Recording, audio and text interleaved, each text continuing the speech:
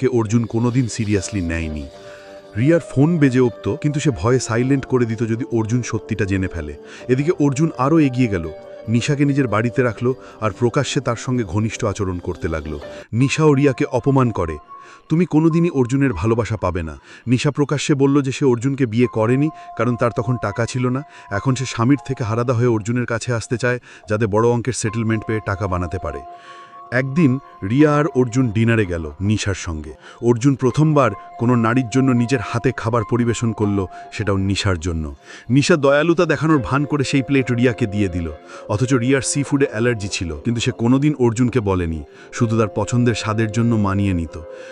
ডিনারের সময় দুর্ঘটনাক্রমে গরম স্যুপ রিয়ার হাতে পড়ে গেল, কিন্তু অর্জুন শুধু নিশাকে বাঁচাতে গেল, যার মাত্র একটা আঙুল পুড়েছিল। অর্জুন তাকে হাসপাতালে নিয়ে গেল, রিয়াকে সম্পূর্ণ উপেক্ষা করে।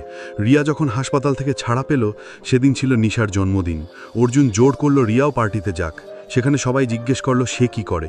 অর্জুন গর্ব করে বলল ও শুধু একজন হাউসওয়াইফ। পার্টিতে সবাই তাকে নিয়ে হাসাহাসি করল।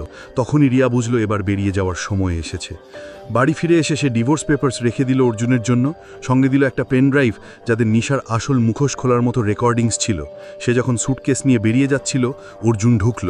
সে ভাবল রিয়া কেবল দুঃখে বাড়ি ছাড়ছে। রিয়া চেয়েছিল একবার কথা হোক, কিন্তু অর্জুন শুধু নিশার কথাই বলল। শেষে রিয়া অর্জুনের কাছে সেই বাকি মুক্তগুলো চাইল। অর্জুন ভাবল রিয়া শুধু নাটক করছে। সেসব মুক্ত তার হাতে ছুড়ে দিল আর নিশার কাছে চলে গেল। তখনই রিয়া বুঝল এবার সত্যিই শেষ।